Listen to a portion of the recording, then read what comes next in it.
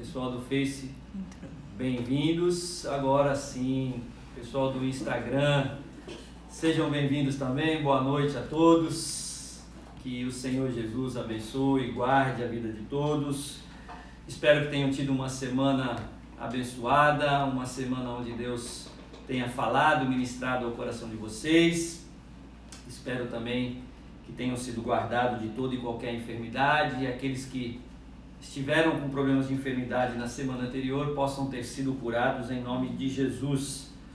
Gostaria de orar nesse momento, e assim você que vai chegando aí já estende o convite aí para as pessoas, para a família, para os amigos, para estar conosco aqui nessa noite novamente, tá ok? Vamos orar então.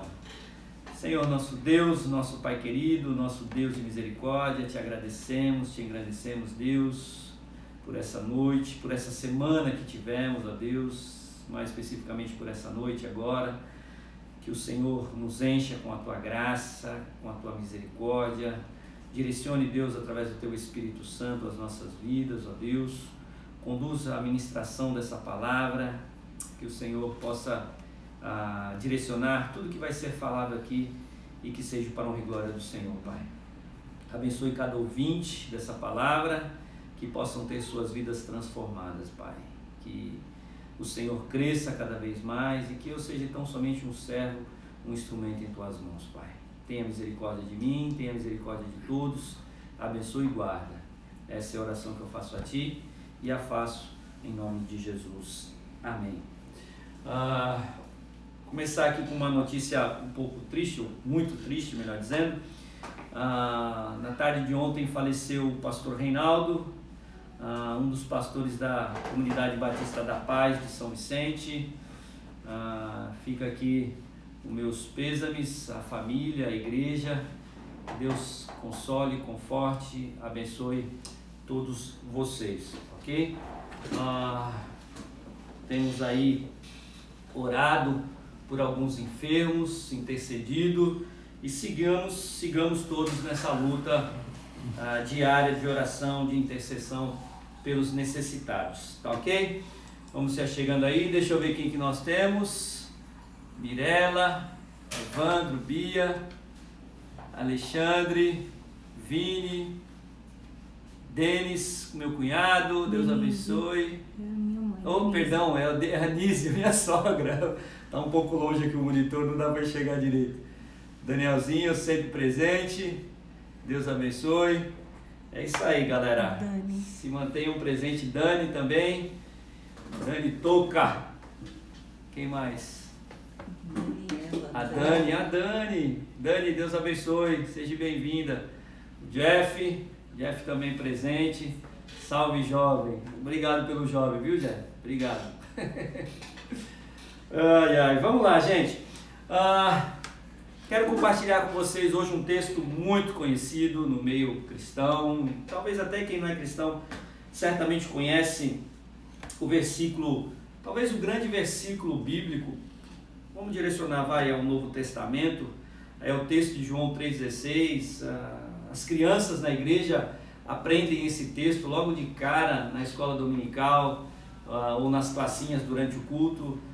João 3,16, acredito eu, é um versículo, se não o mais conhecido, um dos textos mais conhecidos da Bíblia. E aí a gente vai abordar também o verso 17 e 18, que é meio que um complemento aí de João 3,16. Então, vou estar lendo aqui, vocês acompanhem em vossas Bíblias ou aí no seu smartphone. Diz assim, João 3,16: porque Deus amou o mundo de tal maneira que deu o seu Filho unigênito, para que todo aquele que nele crê não pereça, mas tenha a vida eterna. Verso 17: porque Deus enviou o seu Filho ao mundo, não para que condenasse o mundo, mas para que o mundo fosse salvo por ele. Verso 18: quem crê nele não é condenado, mas quem não crê já está condenado, porquanto não crê no nome do unigênito Filho de Deus. Que Deus nos abençoe com a sua santa palavra, amém? Vamos entender o contexto disso aqui. Provavelmente aqui está no primeiro ano de ministério de Jesus. Jesus ainda estava meio que se apresentando para o povo naquela altura. E nessa noite aparece então ali um fariseu de nome Nicodemos, procurando Jesus e interrogando Jesus acerca de algumas coisas. Só que Nicodemos, ele, diferentemente dos outros fariseus e saduceus e mestres da lei que testavam Jesus para querer pegar Jesus em alguma falha, Nicodemos, ele se dirige a Jesus com um respeito e com um temor tremendo. Lá no verso 2 do capítulo 3, assim: esse foi ter de noite com Jesus e disse-lhe: Rabi, bem sabemos que é mestre vindo de Deus, porque ninguém pode fazer esses sinais que tu fazes, se Deus não for com ele. Olha só, ele começa chamando Jesus de Rabi, ou seja, mestre, e é um jeito respeitoso de você identificar alguém que é mais conhecedor daquilo do que você. E é interessante frisar também que Nicodemos, ele procura Jesus, e o texto nos traz que ele procura Jesus durante a noite.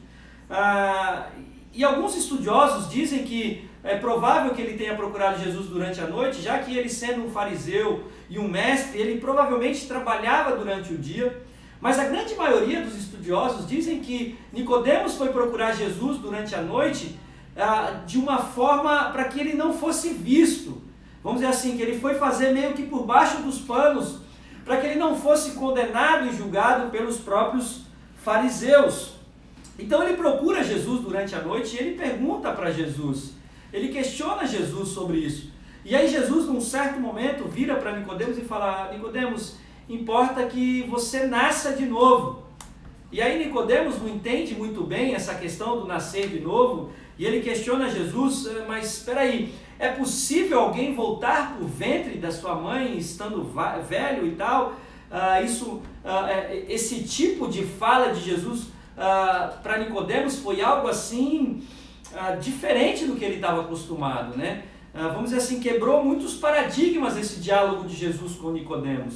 E aí então Jesus explica para ele: não, Nicodemos, não é isso. Importa que nasça da água e do Espírito, ou seja, há de que a pessoa nasça de uma maneira diferente desse nascer de criança, de bebê que nasce de um ventre de uma mulher.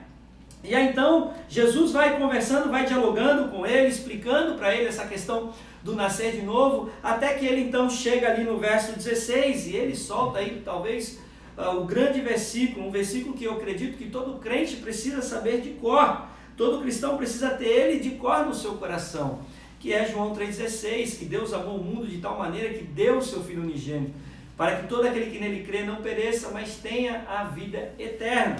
E aí então a gente entra na questão propriamente do nosso texto.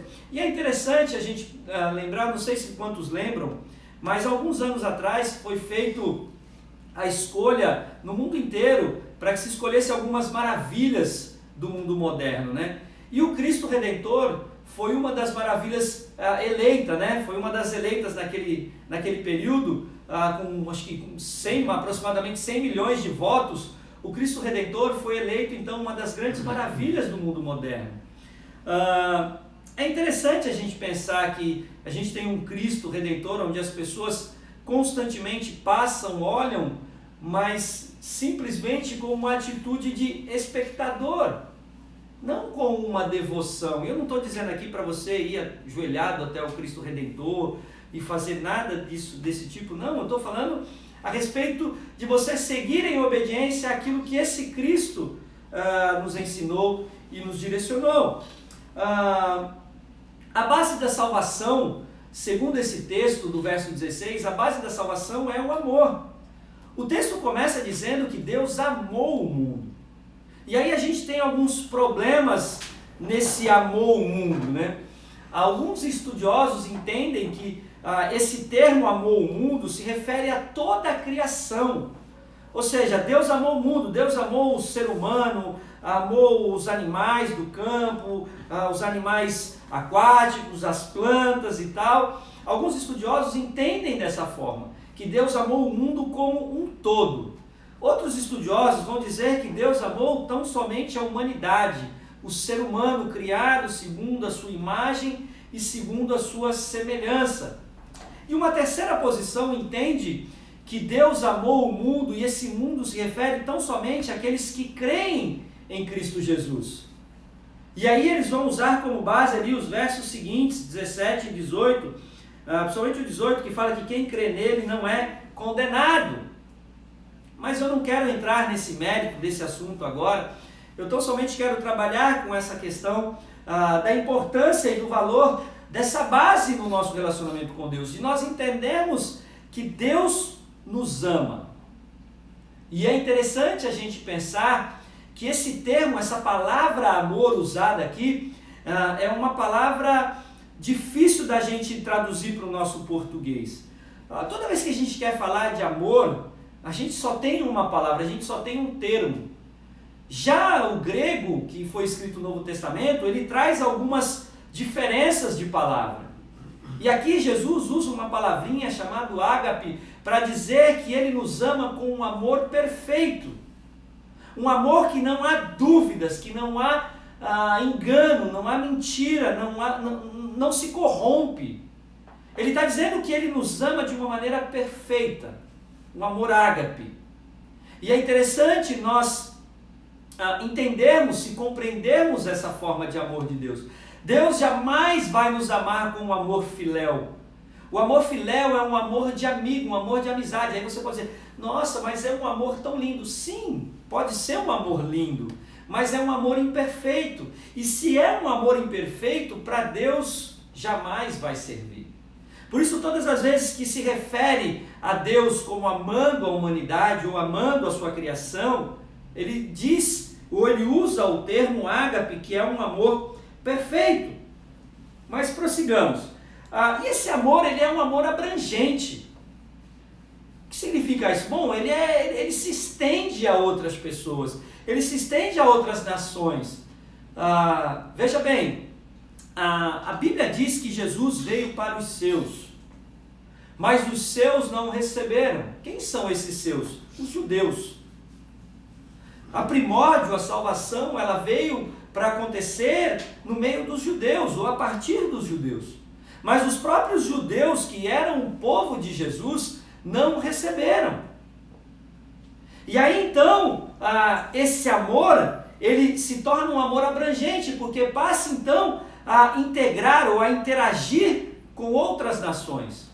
Não à toa, a gente vê o apóstolo Paulo saindo para outros lugares, pregando em Roma, por exemplo, anunciando o evangelho. Os apóstolos, quando foram perseguidos e espalhados, muitos foram para a Índia, China e África e por aí vai, nos mais diversos territórios. Pregaram o quê? O amor que se espalhou, o amor que se tornou abrangente. Então esse amor é o amor nos ensinado aqui em João 3,16. Ele é um amor também, de certa forma, singular. Por que ele é singular? Porque a Bíblia diz que ele amou de tal maneira, não de tais maneiras. Ele nos amou de tal maneira. E uma coisa importante aqui, eu sempre gosto de repetir isso e de deixar bem frisado, é que o amor, ele é muito mais do que um mero sentimento. Quando a Bíblia fala que Deus amou, a Bíblia logo nos mostra qual é a ação desse amor. E qual é a ação desse amor de Deus? Ele deu. Ele deu aquilo que ele tinha de mais precioso, que era o seu unigênito, o seu filho amado. Então isso é singular justamente por causa disso, porque ele deu aquilo que ele tinha de mais precioso e único, o seu filho unigênito. E ele deu de que forma? Jesus passou aqui por nós de uma maneira agradável e ele morreu com, 200 anos? Não. Ele deu Jesus para que justamente Jesus levasse sobre si toda a nossa dor, toda a nossa angústia e tivesse a sua vida resumida aí em aproximadamente 33 anos. E aí então ele seria crucificado pelos nossos pecados. Então foi um amor sacrificial. Olha só que coisa interessante. foi cristocêntrico. Por que cristocêntrico? Porque só em Cristo, ou só através de Cristo que esse amor pode ser derramado por nós. Não mais bodes, ovelhas, cordeiros, cabritos, pombas, não mais esses tipos de sacrifício. Porque o Cordeiro de Deus que tira o pecado do mundo foi crucificado e ressuscitou ao terceiro dia. Então não há mais a necessidade de um sacrifício, porque o Cristo bendito morreu e ressuscitou por nós.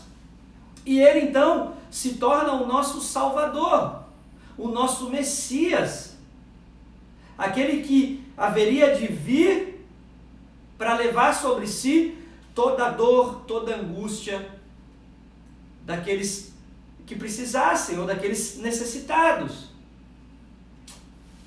Mas prossigamos. Esse Jesus, ele é o mediador, porque Deus enviou o seu Filho ao mundo não para que condenasse o mundo, no verso 17, mas para que o mundo fosse salvo por ele. Ele é o nosso mediador. É ele quem está intermediando o nosso relacionamento com o Pai. Foi graças a ele que novamente houve um relacionamento com Deus. Veja bem, lá no Éden, quando o homem e a mulher, eles pecam em desobediência a Deus, então eles comem do fruto do bem e do mal, e Deus então expulsa o homem do jardim do Éden, ali se quebra um relacionamento íntimo com Deus. E aí vai se passando os anos, então cria-se a necessidade de um intercessor, de alguém que pudesse tomar a frente no lugar da humanidade ou das pessoas. Um sacerdote, por exemplo. Então, havia esse sacerdote onde só ele poderia se relacionar ou poderia falar e se dirigir a Deus. Não, a humanidade não tinha esse direito de ter um contato, de ter uma comunhão íntima com Deus. Por quê? Justamente porque Adão e Eva pecaram e houve essa separação entre Deus e o homem. E aí então Jesus, quando ele vem para ser esse mediador e ligar novamente o homem a Deus. Deixar ou transformar, melhor dizendo, esse relacionamento de homem e Deus que era distante em algo próximo. E a Bíblia vai dizer que o véu do templo se rasgou de cima a baixo. O que esse véu do templo representava? Bom, o véu do templo representava justamente a separação entre o lugar santo do lugar santíssimo no templo, ou seja, o lugar aonde o homem podia entrar e aonde o homem não podia entrar. Aonde Deus se revelava, às vezes uma vez ao ano somente, para uma pessoa, que era o sumo sacerdote. E aí então Jesus, como grande mediador, ele então quebra essa barreira. Não há mais esse véu no templo. Bom, então, qual é a sua identidade? Qual é a identidade desse mediador? Bom, ele é o Filho unigênito. O texto nos diz isso. É interessante, Max Lucado, no seu livro 3,16, fazendo uma menção a João 3,16, o nome do livro é esse, 3,16, tá bom? Ele vai dizer, ou ele vai assemelhar essa palavra unigênito a monogênes, ou seja, um adjetivo composto de monos, que significa único, e genes, que significa espécie, raça, família, descendência, tipo. Então João usou esta expressão outras vezes, sempre destacando a relação de Jesus com Deus. Isso significa que embora Deus seja no sentido mais amplo Pai de toda a humanidade, só Jesus é o seu Filho monogenético, ou seja, apenas Jesus tem o DNA de Deus. Nós somos adotivos. O verdadeiro Filho de Deus, o unigênito, é Jesus. Aquele que tem o DNA de Deus é Jesus. Então essa é a sua identidade. Essa é a identidade dele. Qual é a missão de Jesus? Qual foi a missão de Jesus segundo esse texto? Bom, a missão de Jesus era obedecer ao Pai, obedecer a Deus. Eu costumo usar um relato, gente, Edgar, não estou dizendo que isso está na Bíblia, não, mas eu costumo dizer nos meus pensamentos, imaginando como foi decidido fazer a criação, fazer a humanidade. E eu imagino um diálogo entre Deus Pai e Deus Filho ali, na eternidade, e Deus resolve então criar o homem, e ele vira para Jesus e fala assim: eu vou criar o homem. E Jesus vira para Deus naquele momento, sabendo de tudo que aconteceria, ele simplesmente vira para Deus e fala assim: eu aceito. E Deus vira para Jesus e fala assim: você sabe o que isso significa? Você vai ter que descer lá embaixo. E ao descer lá embaixo, você vai se tornar um ser imperfeito. E você vai ser tentado às mesmas paixões que eles. E você não vai ter o direito de errar. Mas não é só isso. Eles vão te perseguir, eles vão te insultar, eles vão bater em você, eles vão escarnecer de você. E por fim vão trazer para você a pior morte da geração. E Jesus vira para Deus e fala: eu aceito por amor a eles. E eu imagino Jesus nos amando sem mesmo ainda nós termos sido criados. Porque é assim que funciona. O amor de Deus, o amor de Cristo pela humanidade, ele aconteceu antes mesmo da criação do homem. Então, qual é o sentido da vinda de Jesus? Ou o porquê que Jesus veio? Qual é a missão de Jesus? Bom, era morrer por mim, era morrer por você. Essa era a grande missão de Jesus.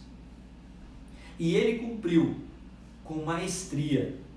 Ele cumpriu, irmãos e amigos, com um amor e uma paixão tão grande, que até mesmo quando ele estava ali no Getsemane orando, e ele ora e fala para Deus, se possível passe de mim esse cálice, ele já emenda com: mas seja feita a tua vontade. E ele sabia qual era a vontade do Pai, porque ele e o Pai são um, melhor dizendo. E é interessante a gente raciocinar isso. Bom, então qual é a experiência da salvação? A Bíblia diz no verso 18 que quem nele crê não vai ser julgado. E é interessante a gente pensarmos isso. O pastor Jair Francisco Macedo, ele diz o seguinte: salvação não é uma utopia religiosa, mas uma realidade para ser experimentada. Para que isso aconteça, não basta saber que, conforme acabamos de compartilhar, a base da salvação é o amor do Pai e a mediação da salvação está em Jesus. Faz-se necessário apropriar-se dela de maneira única e definitiva. Deixa eu abrir um parênteses aqui e explicar esse termo crer.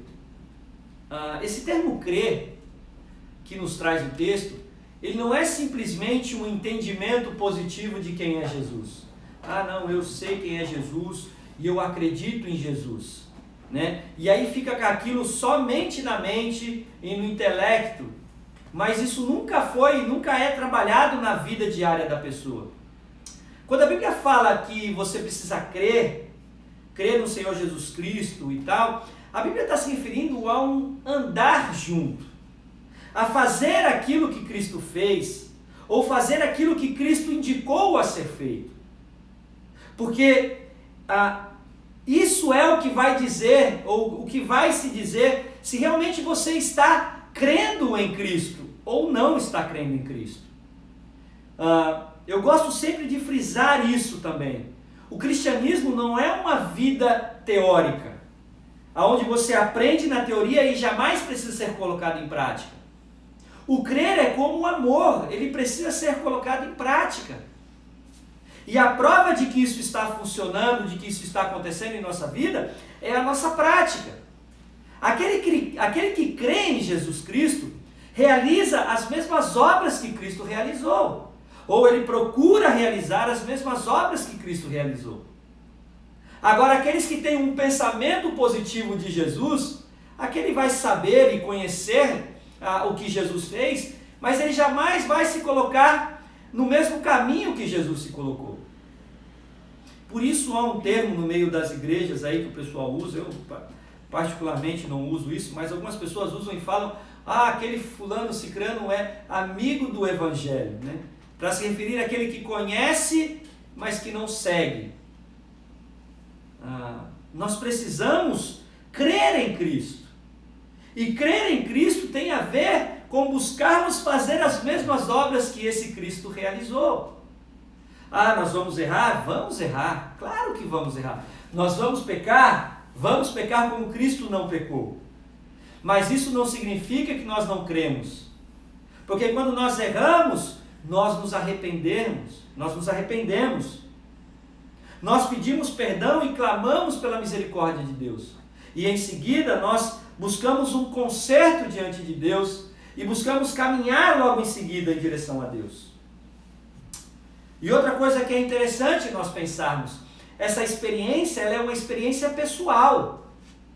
Eu não sei vocês, mas eu já ouvi ao longo desses anos, no meio cristão aí, como pastor, eu já ouvi algumas expressões tais como, você não me deixaria ir para o inferno, ou você não me deixaria eu ir para um lugar e você ir para o outro e tal. E gente, deixa eu dizer uma coisa para vocês. A experiência com Cristo, ela é algo pessoal. Ela pode acontecer no meio de um monte de pessoas, mas ela é algo individual. Ela tem a ver com o seu relacionamento com Deus.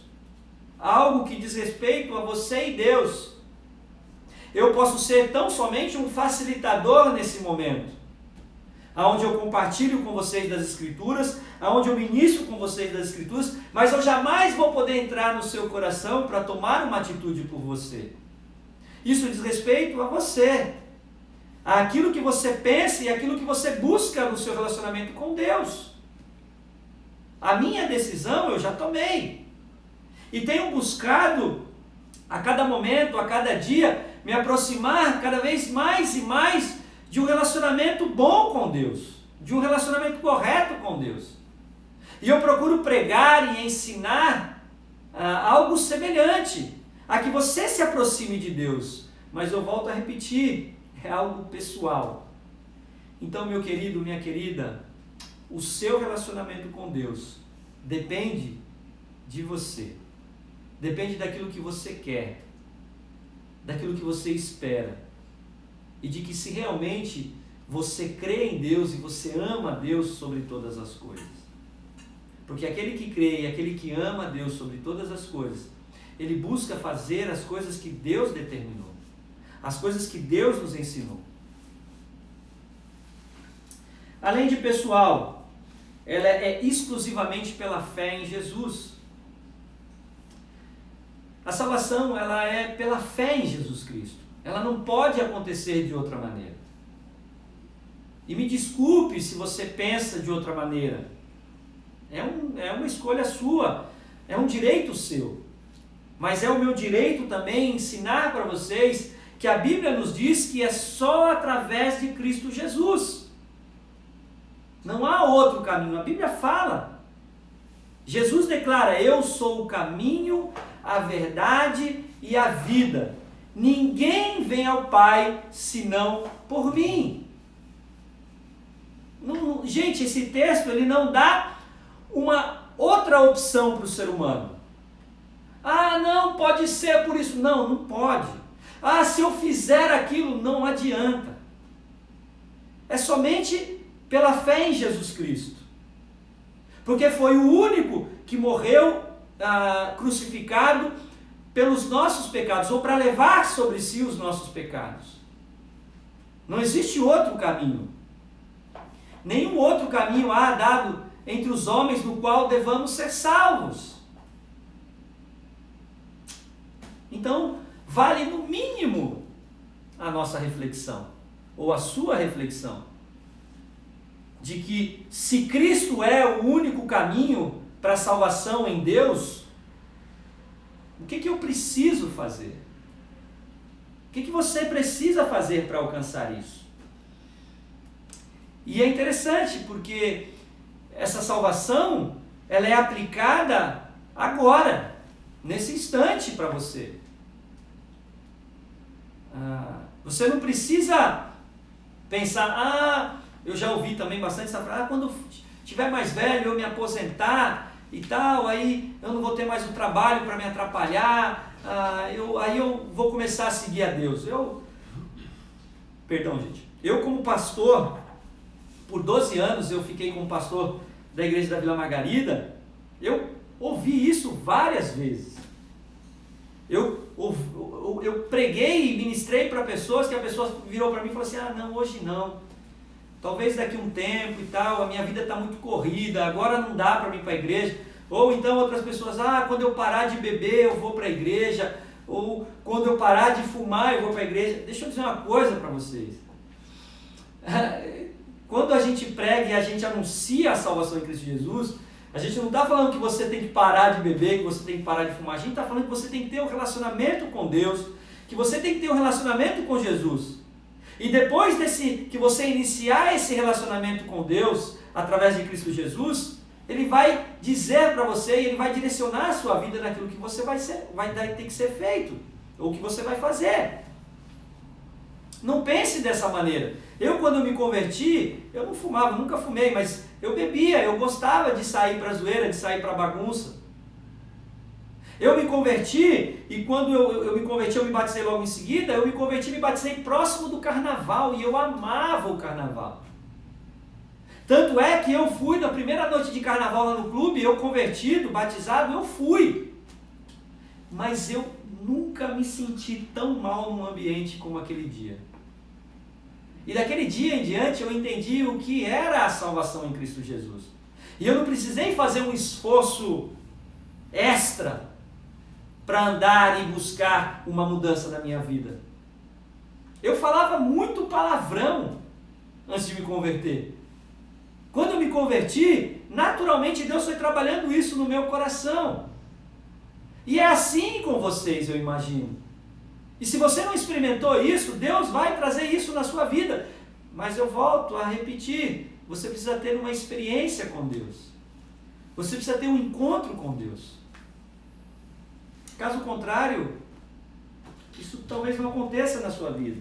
Não estou dizendo aqui que só quem é cristão não fala palavrão, que só quem é cristão não faz aquilo. Não, gente, eu falei de mim, ok? De mim. Eu conheço pessoas que não são cristãs, que não falam palavrão, são super educadas. E conheço alguns aí, cristãos, só o sangue de Jesus, viu? Mas isso aí fica para uma outra oportunidade. A experiência da salvação tem uma garantia plena, fornecida por Jesus. Não é aquela velha propaganda que dizia lá garantia sou eu. Não, a garantia da sua salvação não sou eu. A garantia da sua salvação é Cristo Jesus. E esse crucificado, ressuscitado, e que depois foi aos céus. Esse é a garantia da nossa salvação. E aonde está o manual dessa garantia? Porque já que é uma garantia, toda garantia precisa do seu manual. Bom, o manual da garantia de Jesus é pequeno. Está aqui, ó. Se divide em duas partes, Velho Testamento, Novo Testamento. Mas, principalmente, mais especificamente, o Novo Testamento. Então, eis aqui o que pode direcionar a sua vida. Mas entenda que você tem uma garantia e essa garantia ninguém pode passar por cima. A Bíblia diz que nem anjos, nem principados, nem potestades, nem perigo algum, ninguém pode superar essa garantia de Jesus, que Ele nos dá. Que Ele diz lá no texto, quem crê nele não é condenado. Por que não é condenado? Porque a nossa garantia é Cristo Jesus, o Rei dos Reis, o Senhor dos Senhores. Tá bom para você? Bom, e o pressuposto da salvação? Bom, a condenação. O fato de haver uma salvação pressupõe que há uma condenação. Bom, então quem são os condenados? O texto diz: quem crê nele não é condenado, mas quem não crê já está condenado, porquanto não crê no nome do unigênito Filho de Deus. João 3,18. Ai, Edgar, eu não acredito que você está condenando a gente. Eu não estou condenando ninguém, eu não tenho esse poder, eu não tenho essa autoridade. Quem condena são as Escrituras que dizem isso. Então, corre para Cristo, corre para um momento de intimidade, de um relacionamento com Deus, porque só Ele que pode livrar você de tal condenação. Volto a repetir, a sua família, a sua esposa, o seu marido, o seu filho, seja lá quem for, não pode fazer isso por você, jamais. O que a gente pode fazer, muitas vezes, e a gente faz, é orar, é interceder para que Deus venha no coração, transforme, salve, resgate, restaure, mas tomar uma decisão por você, jamais poderemos tomar. Então a nossa oração é que isso seja um momento para você refletir nas suas decisões. Talvez esse momento seja o momento da grande decisão da sua vida, aonde você vai decidir pela condenação eterna ou pelo livramento eterno. E aí você pode pensar, não, eu vou fazer a opção, claro, pelo livramento eterno. Bom, mas pelos frutos a gente vai conhecer uma árvore. Ninguém pode plantar uma figueira e querer colher uva de uma figueira. Se você planta uma figueira, você tem que colher figos. Se você planta uma videira, você vai colher uvas. E assim por diante. Agora, se você faz a sua decisão, se você quer fazer a sua decisão realmente por seguir a Cristo, você vai se tornar um seguidor de Cristo.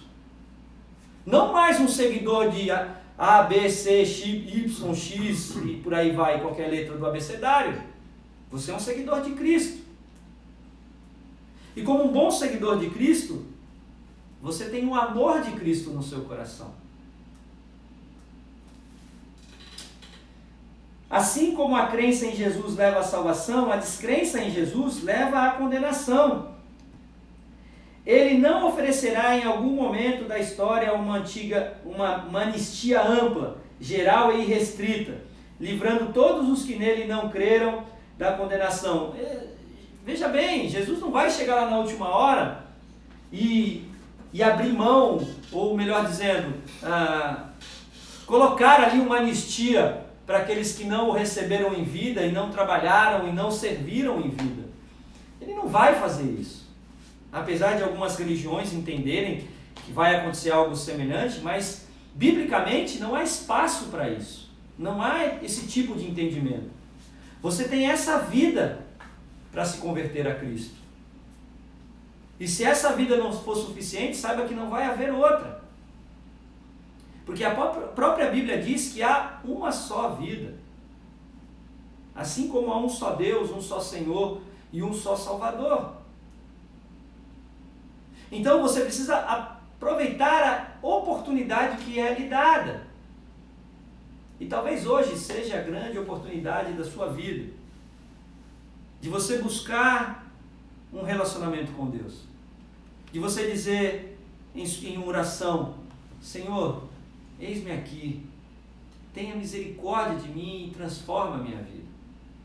Ou talvez você aí andou por um bom tempo com Cristo e agora não mais. Talvez esse seja o tempo de uma reconciliação com Deus.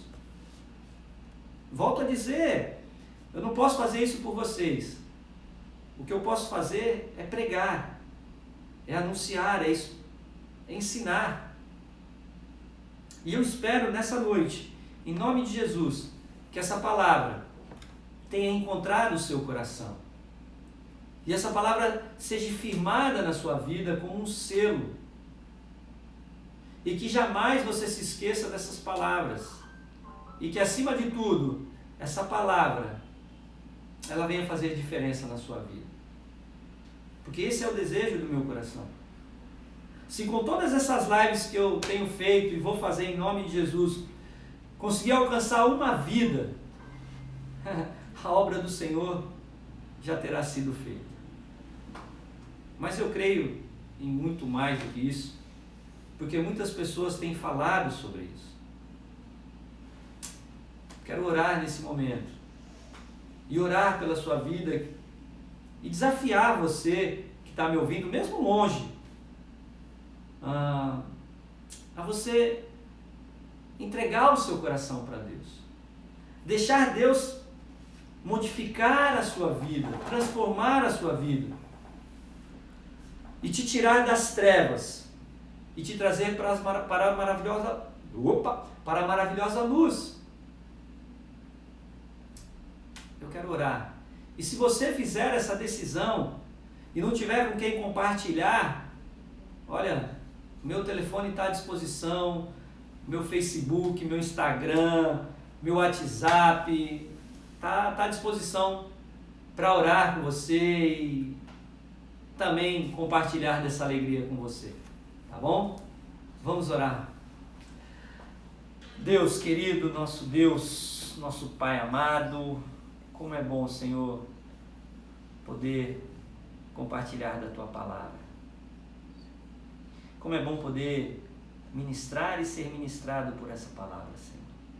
Obrigado, Deus. Obrigado por essa oportunidade. Agora eu oro ao Senhor por cada vida que ouviu essa palavra e essa palavra de alguma maneira tenha incomodado e tenha trazido pelo menos um momento de reflexão, Pai. Eu oro a Ti, meu Pai, para que em nome de Jesus o Senhor possa encontrar um espaço nessa vida e possa transformar essa vida para a honra e glória do Teu nome, Senhor. Eu oro por cada um que estará ouvindo durante a semana, para que também essa mudança seja feita, Pai, essa transformação seja feita. Oro por aqueles que talvez tenham se afastado dos Teus caminhos, Senhor, mas que também estão ouvindo ou estarão ouvindo, Pai. Eu oro para que eles possam se voltar novamente ao Senhor e que possam se alegrar no Senhor e que possam crescer no Senhor, meu Pai. Eu oro ao Senhor também pela minha vida, para que eu possa buscar cada vez mais isso no Senhor. E oro também, Pai, para que o Senhor tenha misericórdia daqueles que não se importam com isso. Eu oro para que o Senhor tenha misericórdia dessas vidas e traga a salvação segundo o Teu propósito, meu Pai. Segundo o poder do Teu Espírito Santo que em nós opera. Transforma essa vida, meu Pai, para a honra e glória do Teu nome, Pai, que eu oro a Ti. E oro a Ti em nome de Jesus.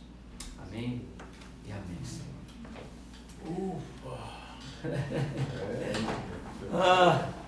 Deixa eu ver aqui os abraços. Marcelão, sumido, hein, cara? Tem feito falta lá no futebol. Deus abençoe.